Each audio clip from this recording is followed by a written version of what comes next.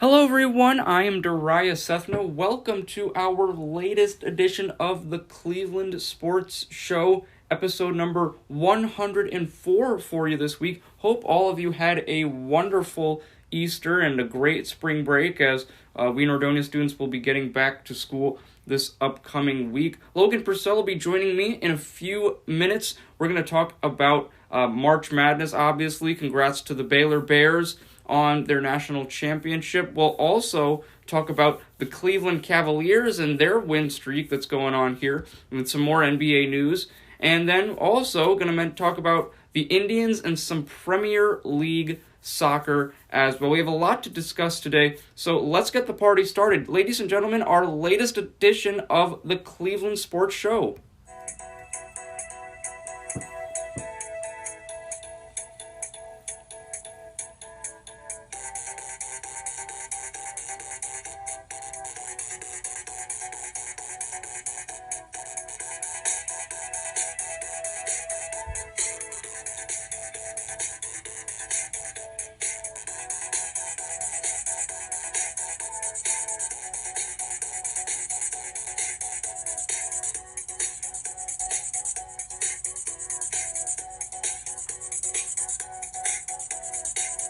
Ladies and gentlemen, this is Darius Sethna of NordoniaHills.news, and the Cleveland Sports Show starts right now. Hello everyone, welcome to our latest edition of the Cleveland Sports Show. I am your host, Darius Sethna. Thank you so much for joining me this week.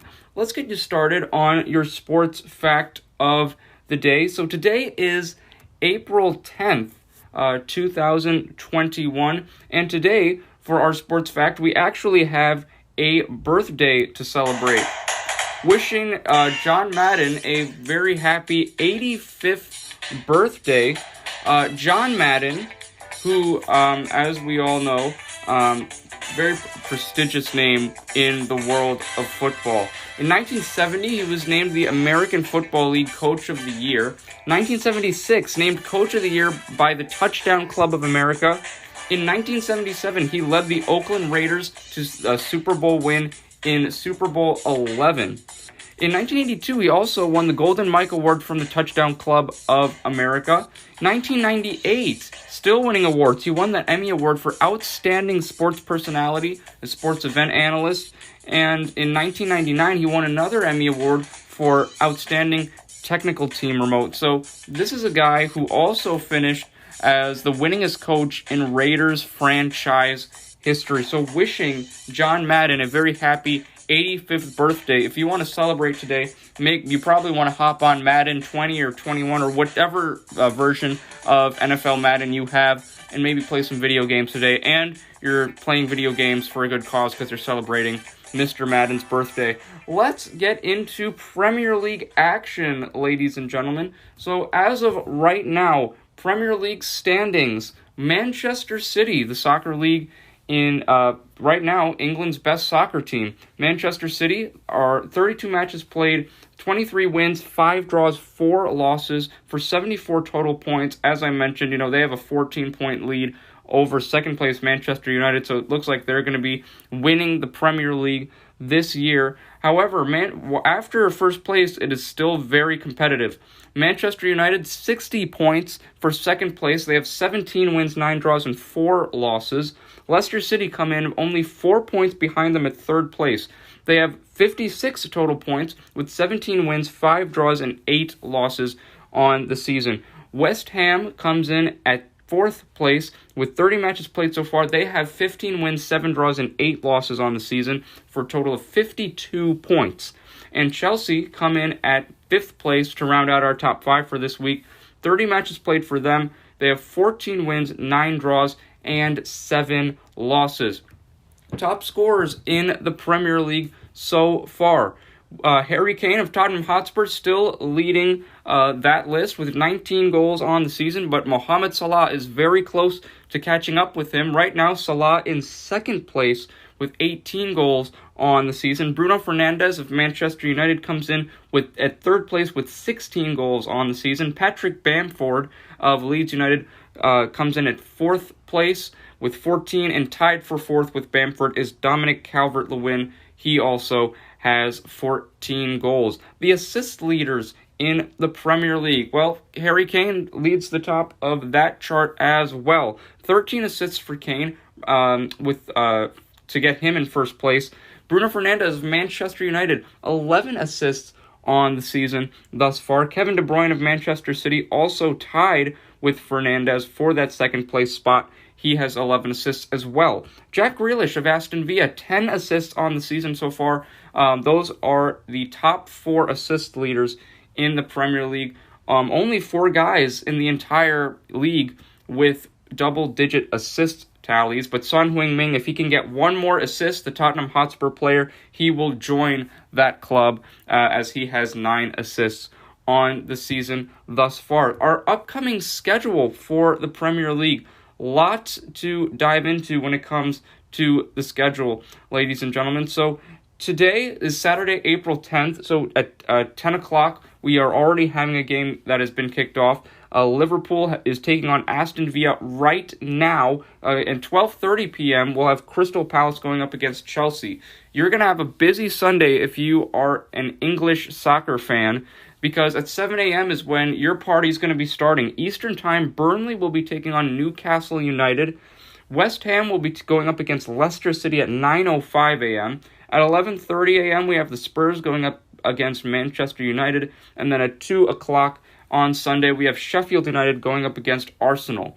2 more additional games on Monday, the 12th of April. At 1 p.m., West Brom will be going up against Southampton. And then at 3:15, Brighton taking on Everton. That is our weekly schedule of Premier League soccer. Sticking to Premier League soccer, the Columbus Crew season, their defending champs, will kick off their season about 2 weeks from now. Sunday, April 18th, is the first official game between of the Columbus Crew's first brand new season in their brand new stadium. They'll be hosting the Philadelphia Union. That'll be Sunday, April 18th, as I mentioned, at 5:30 p.m. Eastern Time. The Crew will then head on the road on May 1st. They'll be taking on the Montreal Impact at 3 o'clock p.m. before returning home on May 8th for a game against DC United. We'll have more coverage of Crew soccer as their opening day gets closer. We'll talk about scores, highlights, everything you need to know about the Columbus Crew. Now it's time to bring in the one and only Logan Purcell. We're going to talk some basketball here now. And joining me here is Logan Purcell, Nordonia freshman. Logan, thank you so much for joining me this week. How have you been doing this past week? I'm doing all right. It's been a long week. How about yourself? I've been pretty good. I was very surprised, Logan, to see what the Baylor versus Gonzaga game, NCAA March Madness Championship game. This was certainly a game. Let's dive into this, Logan, because this was certainly a game I was very surprised about. Gonzaga, they finished their season with a record of 31-1. And guess what that one loss was? This most recent game against the Baylor Bears. Baylor finished their season with a record of 28-2. They were terrific. And they outscored Gonzaga in both halves of the championship game. And from what I saw, Logan, it just seemed like Baylor was more physical. They were more athletic. They were much better offensively. I mean, and they were forcing Gonzaga into some very, very sloppy turnovers. And what I also saw is the Baylor Bears can shoot the basketball, Logan. They were absolutely phenomenal. They scored 47 points alone in the first half. And there was a point they were up, what was it, like 16-1 or something like that. I mean, they just came out of the gates firing. Gonzaga never led in this game. A very dominant performance to me by the Baylor Bears. Gonzaga did have a few moments in the game where they were coming up a little bit and they had a little run, but every time that happened, the Baylor Bears had an answer. Logan, what's your analysis of this game? Because there are so many different ways we can branch off and talk about this game. But in general, what stood out to you in this Bears victory and the way they honestly dominated the game? Well, there were three names that really stood out to me from the Baylor Bears half of the box score, and those three names are Jared Butler, Maceo Teague, and Davian Mitchell. All three of them seemed unstoppable in this game. I mean, Baylor came out, and as you mentioned, they were outmatched. They outmatched Gonzaga scoring the basketball. But more than that, they were shooting the lights out. I mean, Jared Butler, he's a great player, great scorer all around, but he's not a shooter. Dude shot 4 of 9 from three-point land, and in college, that's pretty good. You know, any game you hit 4 threes, that's pretty solid, and dropped 22.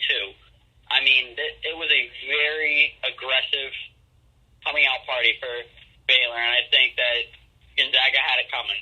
And this has been a topic of discussion as well, Logan, concerning Gonzaga. Do you think that they were overhyped and overrated this entire season, or do you think that they just were a quality team? They just got beat by a better basketball team. I think I think they were overhyped. I don't think that they were overhyped to the extent that a lot of people believe. I think Corey Kispert is one of the best forwards in the country. I think Jalen Suggs is going to be a top 3 pick in the draft this year. Yeah. I think Drew Timme is an absolute monster. I mean, he is unstoppable when he is on. But I think based on the numbers and the way, if you watch the game and break it down, I mean, they just got caught on the wrong night. They just got caught in a crossfire of some very hot Baylor shooters. And also, Yeah. And Logan, to me, where does Gonzaga go from here? Because obviously, Jalen Suggs is most likely going to be gone, because of, he's going to declare for the NBA draft, obviously. So where do they go from here? Because, Suggs obviously one of the key focal points of the squad. What should they do moving forward now? Well, they've got a very veteran team. They've got a lot of juniors, sophomores and juniors on the team, but there's a couple of guys that really played all right during the course of the season. When you think of this Gonzaga squad, you think you've got 3 guys, like previously mentioned, Suggs, but there's some guys on the bench that have shown glimpses of possibly being the next superstar offensively. Guys by the likes of Julian Strother and guys like that. Yeah.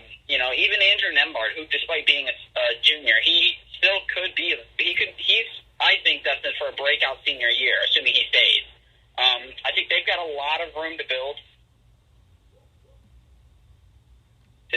The great teams stay great, and the bad teams got no chance.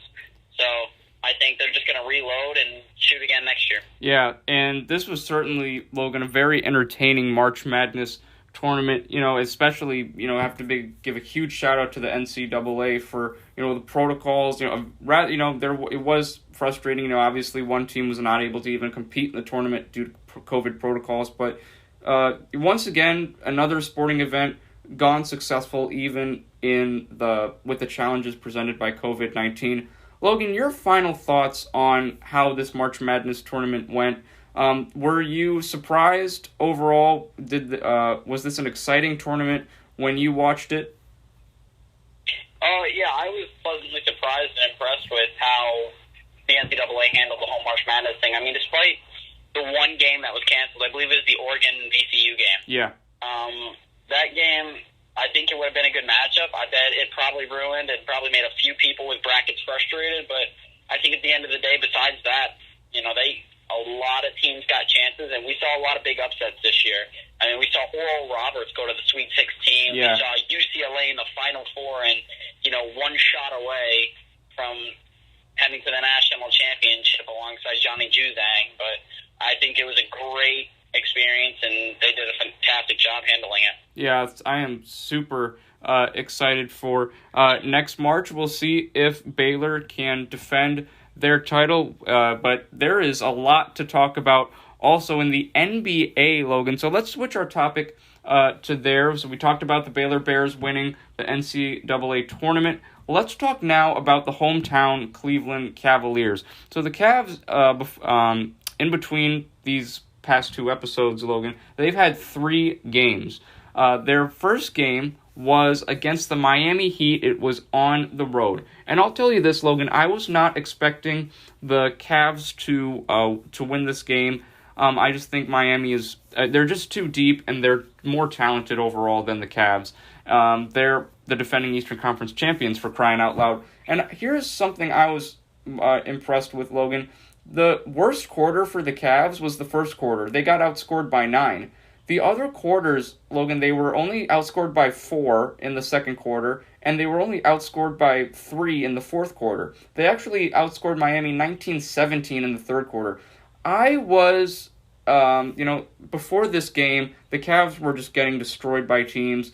They were getting blown out. There was no competition, and I was even telling my mom last weekend, Mom, I don't care if they lose at this point. I just want to see, like a 95-98 score. It's competitive to the very end. And even though they lost by 14 in the end, I have to say, Logan, I was watching the entire game. It's not like, it was over after the third quarter. So in terms of competition level, Logan, I thought it was there, but they were just playing a superior Miami team.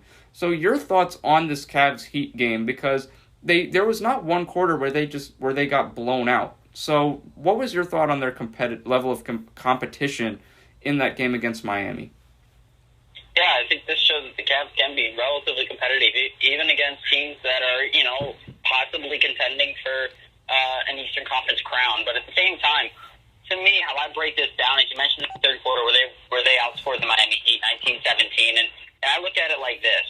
In today's NBA, you have to be able to score the basketball, and when you can stop a team from scoring 20 in a quarter, you got to take advantage of that. Yeah.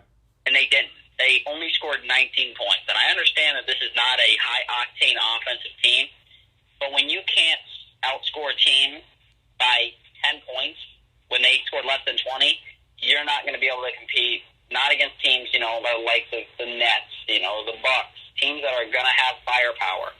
And mind you, Jimmy Butler only had 15 points in this game. Yeah. Nobody on the Heat team scored over 20. Nobody. Yeah.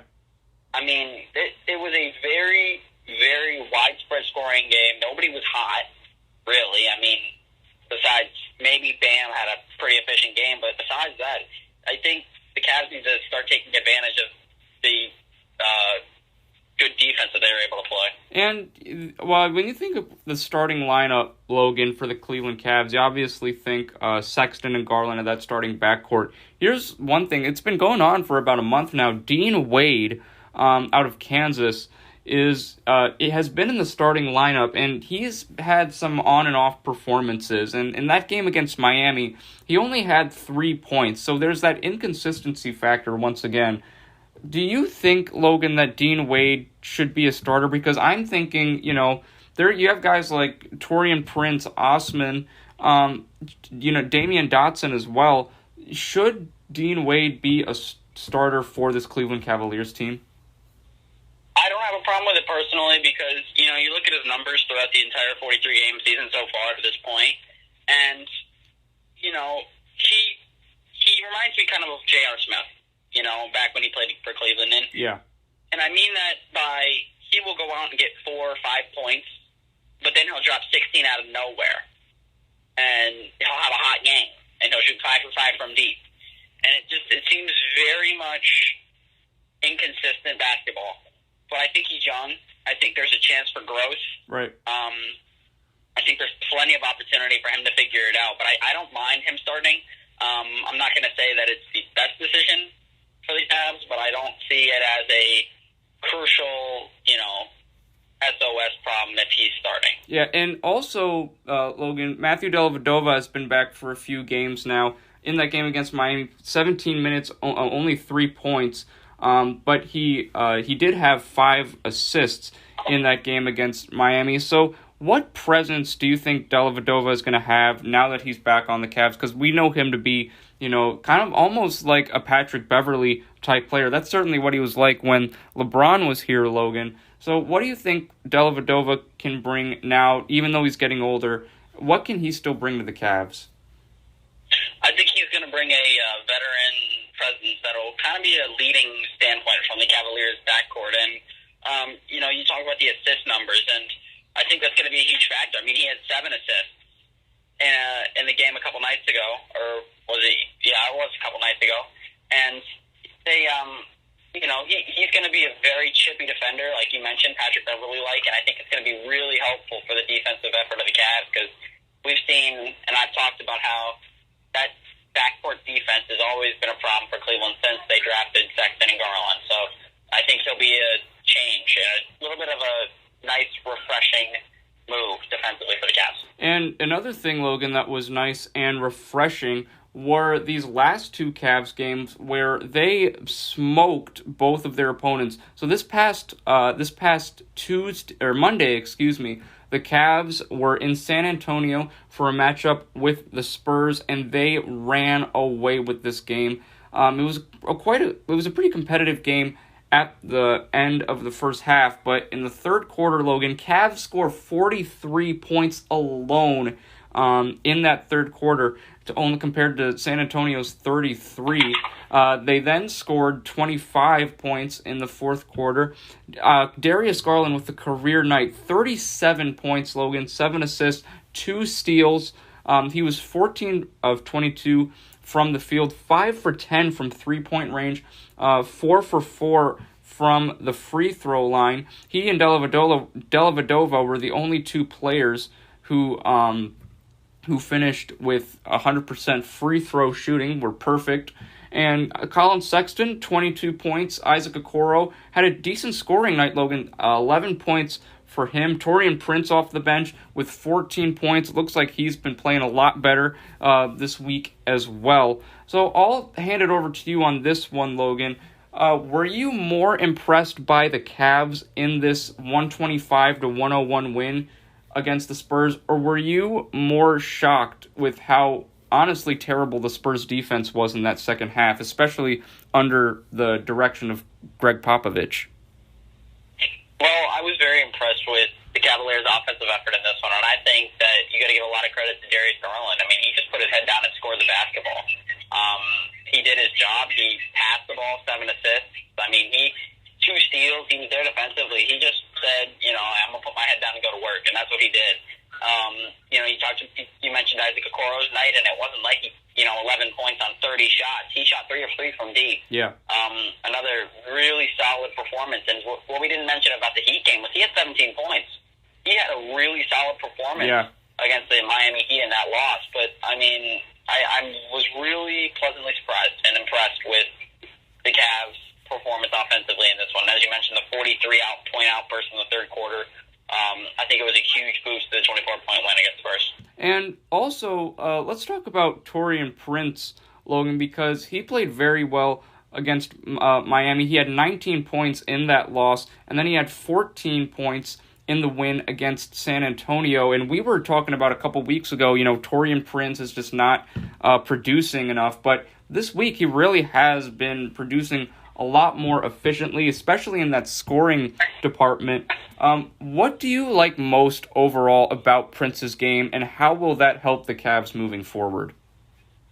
I like the floor spacing that he allows for the Cavs. The Cavs don't have a lot of wing shooters. Their guards can score at the 3 level. They've got guys like Dean Wade who can and have shown the ability to shoot the ball, but they're not consistent from there. I think Taurean Prince is probably the most consistent wing shooter the Cavs have at their disposal as of right now. Yeah. You've got a lot of slashers off the ball. Lamar Stevens is one of them. He's a very solid slasher. I wouldn't call him good or anything like that, but he's very reasonable when it comes to cutting back door and getting to the basket. Isaac Okoro is a lethal defender. He has shown recently his ability to score 3 level, but besides those couple of guys, I mean, you don't see a lot of floor spacing, which has been one of the crucial problems that we've talked about with the Cavs as of recent and past couple seasons. But I think Taurean Prince is going to allow for more floor spacing, opening up the middle for guys like Jared Allen when he returns. Yeah, and this is what makes these wins more impressive, Logan, is that Cavs are winning these games without Jared Allen. Jared Allen is in concussion protocol right now. Unclear when he will return. So we'll see what happens. There. Let's talk about the last Cavs game from this week, Logan, and it was another road game and their second consecutive win, another win for the Cavs in this game against the Oklahoma City Thunder. 129-102 blowout win for the Cavs. Now, this was a pretty competitive game at the end of the first half. In fact, at the end of the first quarter, Logan, the Cavs were tied at 38, and Cavs and Thunder were tied at 38, and I apologize for that technical difficulty we had there. But second quarter, Cavs outscored the Thunder by 4. In the third, they outscored the Thunder by 14, and then in the fourth quarter, outscored Oklahoma City by 9. So, Logan, sorry about that technical difficulty on your end. No worries about that at all. I know we have that happen a couple times here. But I was very impressed with, Cavs' balanced scoring in this one was what really stood out to me.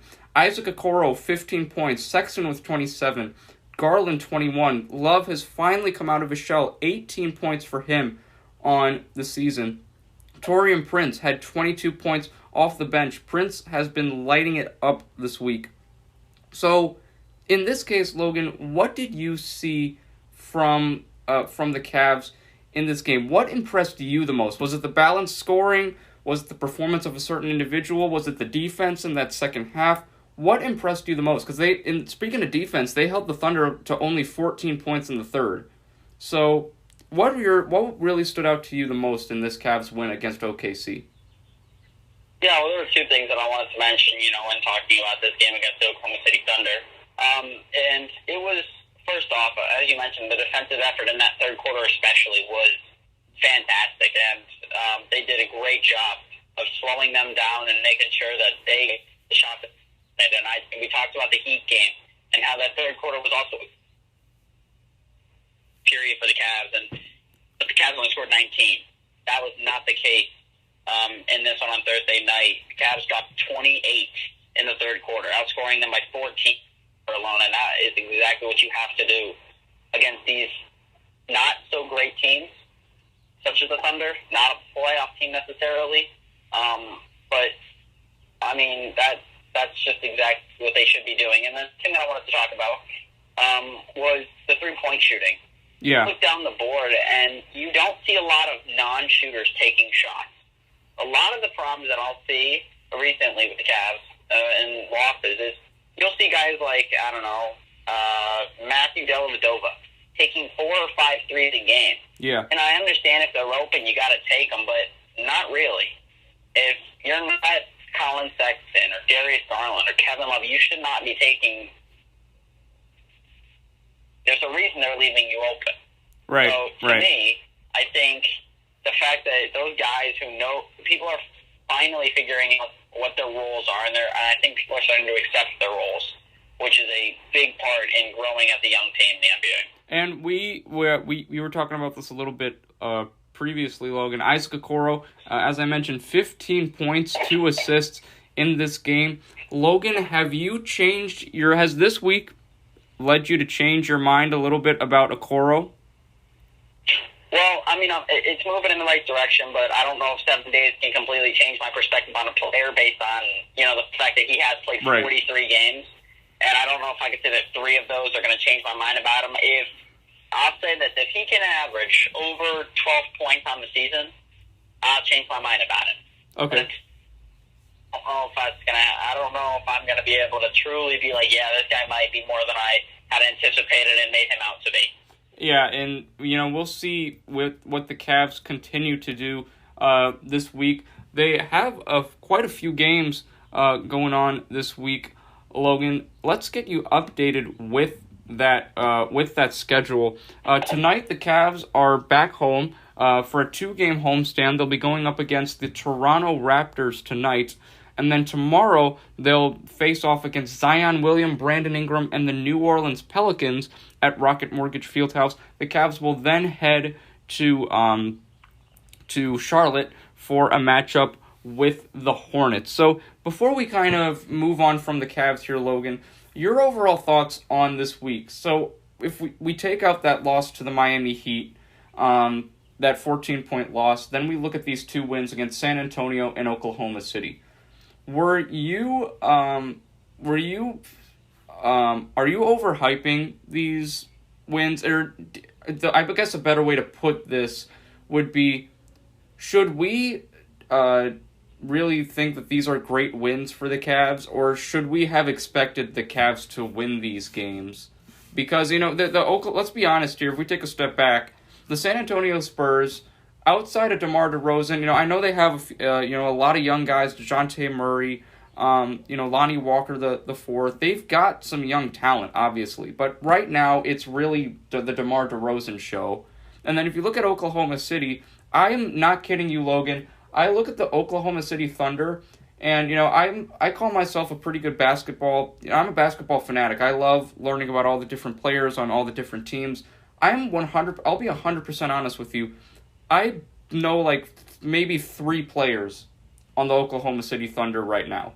And so they obviously have a lot of young, up-and-coming talent in Oklahoma City, but the Cavs are more talented than the Thunder by far. Like, let's not kid ourselves here. So, should we be taking these wins for granted, or should we, for the Cavs, should those have been 2 automatic wins for them, or should we really be praising them for these wins? Well, I think you got to do a little bit of both in this particular situation. I think you got to give them credit for the wins. I mean, a 25-point win or 27-point win and a 24-point win are 2 big wins. Yeah. Regardless of how you look at it, of what angle. But I mean, I think that beating the Oklahoma City Thunder by 27 points is the equal of beating the Lakers by 5. So, I mean, to me, a win is a win, and you have to give them credit for it. But you are 100% correct. These are 2 subpar teams that are not in the playoff race. Yeah. They're not going to go to the playoffs, I don't think. And even if they do, their postseason is going to be 4 games. Yeah. So, to me, I think you got to give them credit where it's due. 2 wins are 2 wins, but you can't act like the Cavs are on their way up now, because it's just not the case. Yeah, and currently the Cavs, with a record of 19 and 32. As I mentioned, they've won their last 2 games. They're 4-6 in their last 10. As I mentioned, Cavs' schedule will continue tonight back home at Rocket Mortgage Fieldhouse in Cleveland for a matchup with the Raptors. Cavs will then host the Pelicans tomorrow at 7 p.m. before heading back out on the road. They'll be in Charlotte on Wednesday to go up against Terry Rozier, Gordon Hayward, who unfortunately hurt himself, so he won't be playing in that game. But Terry Rozier has been lighting it up this season as usual, and he'll be going up against the Cavs. That'll be Wednesday, April 14th at 7 p.m. Logan, let's talk we'll go outside the Cavs here, talk about the rest of the NBA. So Brooklyn Nets have taken the first seed in the Eastern Conference. They've won their last 2 games, Logan, but we saw that James Harden will be out for at least 10 days due to a hamstring injury he suffered this week.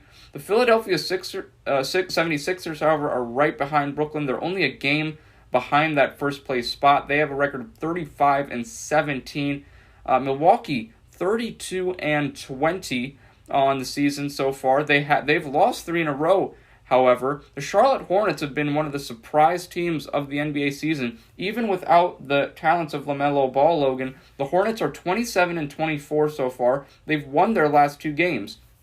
Atlanta is in 5th place, 28-25.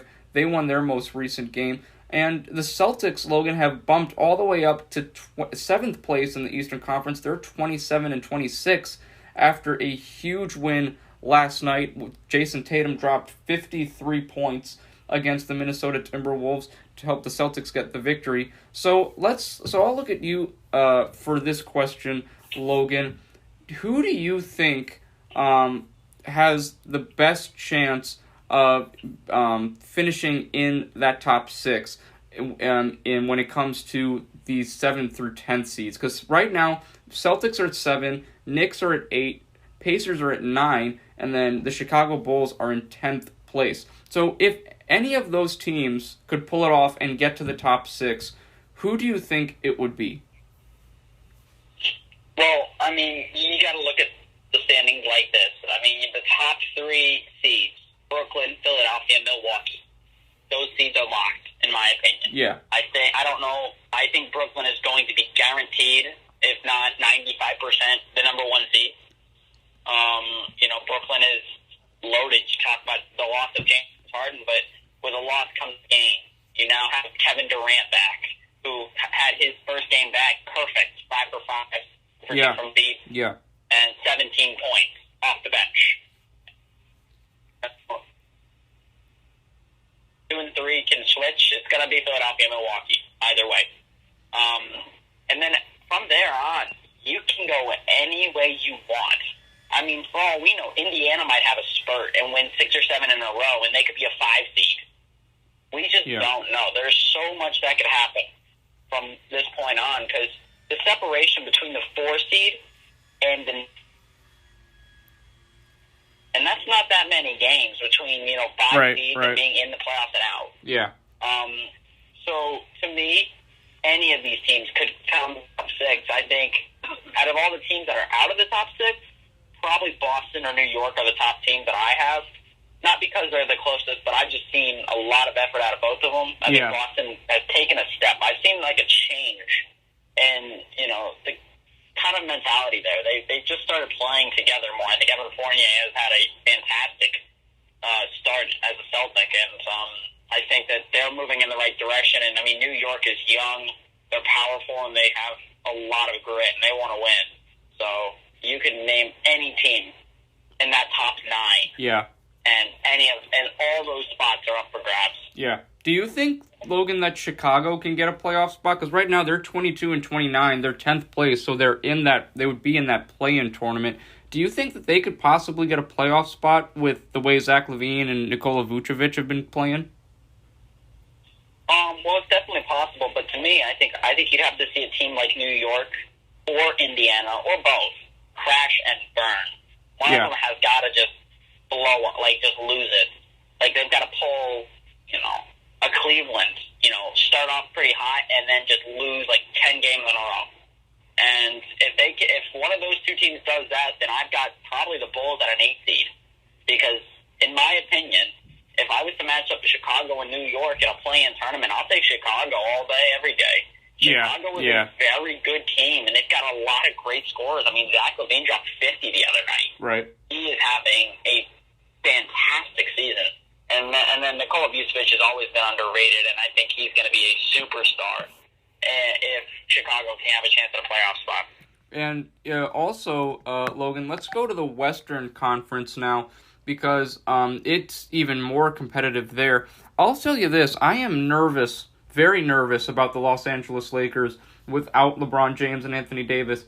They're only 4-6 in their last 10, Logan. That is the worst record out of the top 6 seeds in the Western Conference. Portland is 30-21 despite losing their last 2 games. Utah's been terrific. They're 39-13, 8-2 in their last home games. I think that's going to be a lock, Logan, with the Utah Jazz being that first seed. Phoenix, however, 36-15, Logan. Devin Booker and the Suns actually pulled out a huge win against the Jazz this past Wednesday. The LA Clippers, 8-2 in their last 10. Looks like they're on a mission this year. They're 36-18. The Denver Nuggets are 34-18 for the 4th seed in the West. And then this is where we get to the play-in teams. So right now, play-in teams, 7th seed Dallas Mavericks, 8th seed Memphis Grizzlies, 9th seed San Antonio Spurs, and then 10th seed we have the Warriors. I'm going to be straight up honest with you, Logan. I don't think the Warriors are going to make the playoffs this year unless Steph absolutely goes bananas. I don't see that happening. I just think that Dallas is too talented. And it's just the fact that Steph doesn't have enough help, and it's just not consistent enough. Especially the fact that, they got blown out in a game against the Raptors without him. But let's go back to the Lakers, Logan, because I'm nervous. I'm very nervous about them. I know you probably saw the tweets that LeBron said a storm is coming when he and Davis return. I'm not doubting that's going to happen. But here's what concerns me. Yes, you have those 2 players, and this supporting cast is decent. But the Western Conference, you could argue, is more stacked than it is this year than it was last year, because Utah is not going away. Phoenix, with Chris Paul and Devin Booker leading the way, has been unbelievable this year. The Clippers obviously have had a taste of humble pie and want to have a shot at beating the Lakers. The Denver Nuggets, they've reloaded. And the Portland Trailblazers, Damian Lillard's not going away. So I'm nervous about this Los Angeles Lakers squad, even with LeBron and Anthony Davis back. Do you feel the same way, Logan, or do you think that LeBron is just going to do what he always does and take everything upon his shoulders and take his team back to the NBA Finals? Well, I think you can look at it from one of two ways. You can look at it the way that you're referring to and see, okay, well, they're dropping seed, maybe, just maybe, LeBron James doesn't come back the same and come back firing on all cylinders and bring his team to a really solid playoff spot. But I look at it a little bit differently.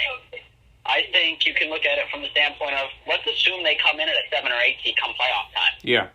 I think they've got a chance to take out really.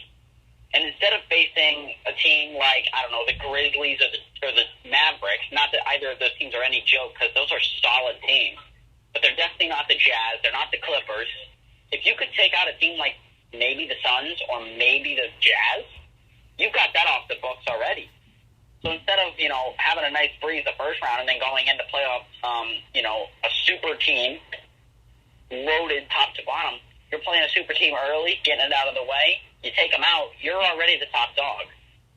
So to me, you still have two of the top 5 players in the NBA right now.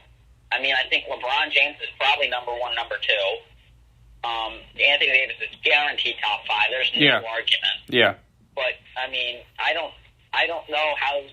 Now they even have Andre Drummond, not to mention despite his little toe injury or whatever it was. I think that this team is going to go back to the NBA Finals this year. The only thing standing in their way, in my eye, is going to be the Los Angeles Clippers. And I don't want to be that guy that just takes the 2 best teams in the NBA, 2 most loaded teams, 2 most talked about teams, but face the fact, Paul George, if he performs in the playoffs like Paul George should, who's going to beat that team besides the Lakers? Yeah, I think Paul George, to me, Logan, for his size, and I was thinking about this week, for his size, if you really think about it, outside of Kevin Durant, Paul George is the most skilled forward in the NBA. Because just think about it for a second. He can shoot from long range. He can shoot basically anywhere you want him to shoot. He has some pretty amazing handles when you think about it. He can pull up. He hits his free throws. He can get to the basket. He can compete with big guys. So outside of Kevin Durant, I feel like Paul George is the most skilled forward in the NBA because LeBron's just a freak of nature. He can get to the basket. He can do anything he wants. He's obviously the best player in the league. But Paul George, to me, is the outside of KD, is the most skilled forward in the NBA, I think. Because he can basically get you anything you want. Because, I mean, some people might say Kawhi Leonard, but Kawhi Leonard's not as efficient of a scorer as Paul George is. Kawhi Leonard can, obviously score, but Paul George is an efficient scorer. So your thoughts on that, Logan? Because that's what I was thinking this week, just seeing Paul George play. But I want to get your take on that. What are your thoughts? Yeah, no, that's a completely reasonable argument. The only flaw I would say to that argument is, Kawhi Leonard performs in the playoffs. Yeah. Paul George has never shown us, despite the fact that he's made the playoffs year after year, that he can perform. He has never made it to the conference finals. When are we going to see that? Well, he made it with the Pacers. He made it with the Pacers. Oh, you're right. He did. Yeah, he did one of his earlier seasons, I believe. Right? Yeah, right. But even then, since then, we have not seen this guy truly content. I mean, even then, I remember that Pacers team. That team wasn't going to the finals. Yeah. I don't think. Yeah. So, to me, this guy has a chance to finally contend. Last year was his first year to truly compete for a championship. I mean, he played with Russell Westbrook, but that was Kevin Durant and Golden State. That wasn't happening. Yeah. Nobody was getting out the West besides Golden State. That wasn't, no way. Yeah. Right? But he's got a chance. it's a relatively even matchup. I'm not saying the Lakers are unbeatable. I mean, but Paul George has to play like Paul George. And Kawhi Leonard can't drop 15 points in a Game 7. That's just unbelievable. Yeah. So, to me, the team that has the best chance to match up against this Lakers squad is got to be the Los Angeles Clippers. Yeah, and I really am excited to see if those two teams meet up healthy, the matchup that we're going to get. I'm also excited to see what the Utah Jazz can do playoff time. You know, if that shooting is going to, if they're going to still be able to stay consistent from 3-point range. Because, you know, we all know that in the playoffs, the game gets a lot slower, so we'll see what Utah can do in that sense.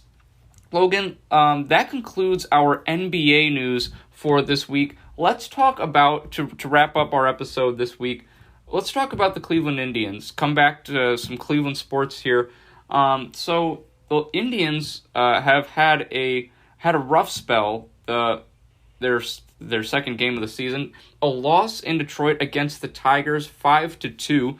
But then this past Sunday, on Easter Sunday, they had a good celebration with the Indians winning 9-3. But then in their home opener, they lost 3-0 to the Kansas City Royals. However, in their last two matches against Kansas City at home, they defeated the Royals.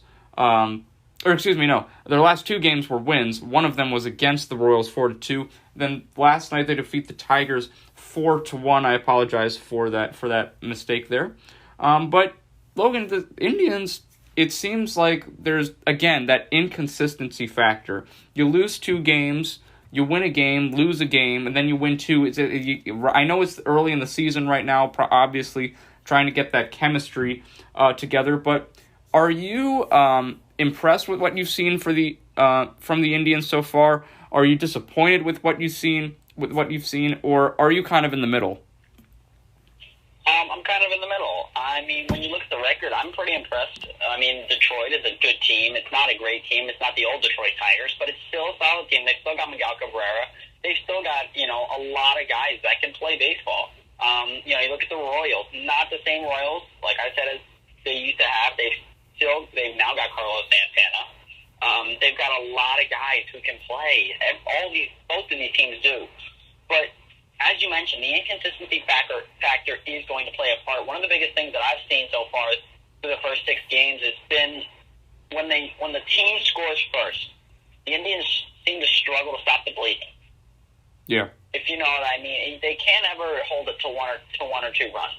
The last couple games in the wins, they have been able to do that, but before then, and all the losses, you look at the numbers, the Tigers or the Royals score first, and it just kind of goes downhill from there.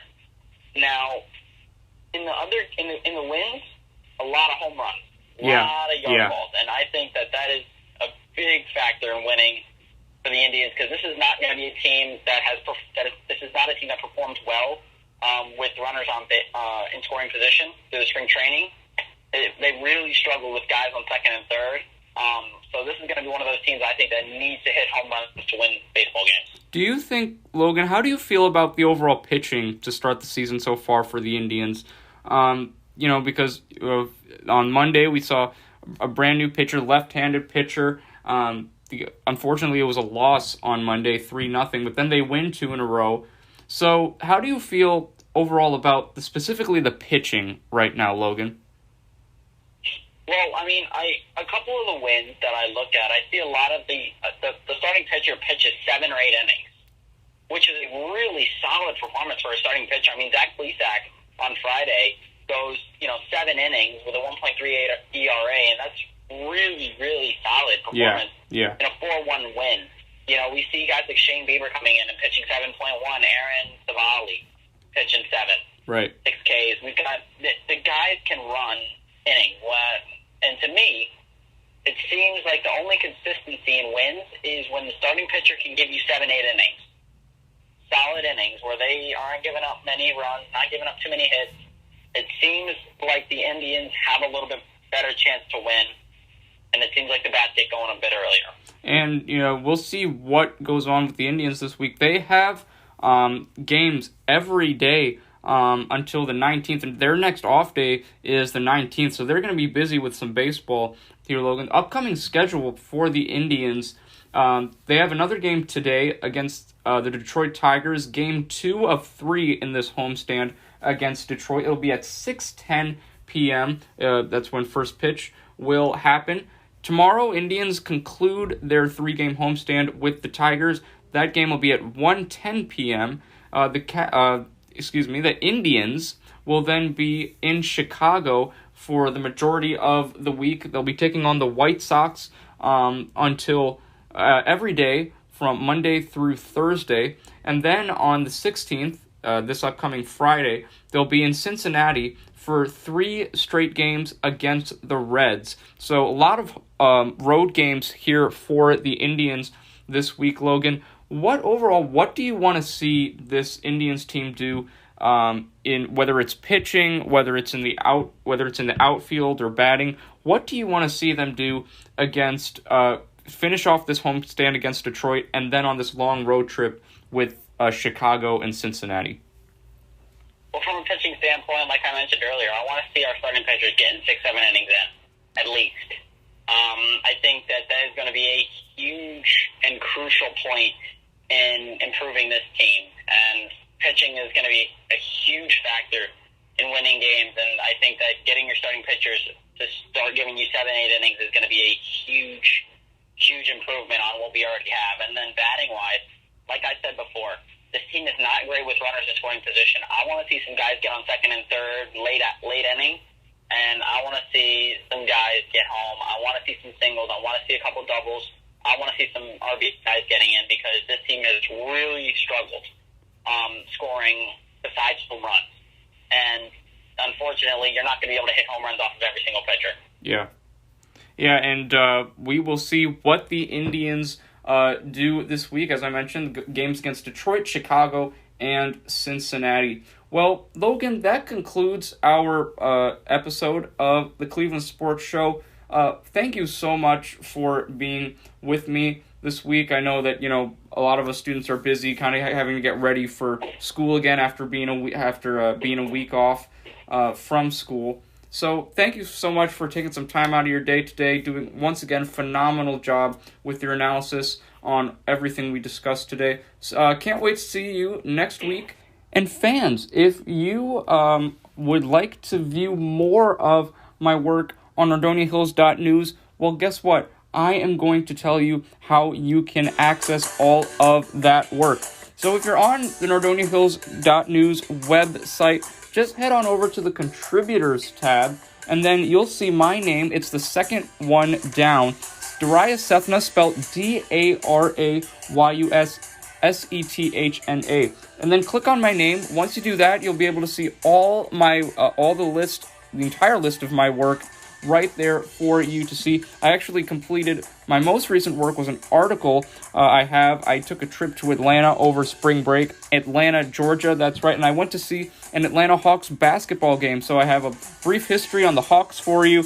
I have a photo gallery of some pictures that I took of the Hawks stadium inside and outside. So make sure you check that out on NordoniaHills.news. All of the episodes to my podcast and my previous basketball Nordonia Knights basketball game recordings and play-by-play broadcasts are also there on NordoniaHills.news for you to listen to. Also, if you are on Twitter, make sure that you type in my name, Darius Sethna, spelled DARAYUSSETHNA, or you can type in my Twitter handle, which is @NordoniaSports. Once you do that, you'll be able to see all my work on my Twitter page as well. So whether you're on NordoniaHills.news or Twitter, you have the ability to see all of my work with Nordonia Hills News. I'm also very happy to say that the Cleveland Sports Show is on the NordoniaHills.news YouTube page. So if you're on YouTube and you're craving some Cleveland sports, well, guess what? I've got you covered on the Cleveland Sports Show with the NordoniaHills.news YouTube page. So just click on type in NordoniaHills.news, go to their YouTube page on the website, and then you'll be able to find any podcast you would like of mine. I'm also very happy to say that the Cleveland Sports Show is on the go. That's right, wherever you are. If you're in Atlanta, if you're here in Cleveland, wherever you are, you can take the Cleveland Sports Show with you. Just when you're on Spotify, just type type my name in the Spotify search bar, spelled DARAYUSSETHNA. Once you do that, click the search button. You'll be able to find my podcast and all the episodes that are on the podcast as well. And ladies and gentlemen, that concludes my latest episode of the Cleveland Sports Show. Thank you so much for joining me this week. I really appreciate all of your support and you taking the time to listen to Logan and I give our analysis on sports. Once again, special thanks to Logan Purcell for his tremendous work week in and week out. Really appreciate it, making the show that much better. Always love having another person to speak with. Ladies and gentlemen, we will see you next week for our another episode of the Cleveland Sports Show. Until then, have a wonderful week. Thank you so much for listening, and take care.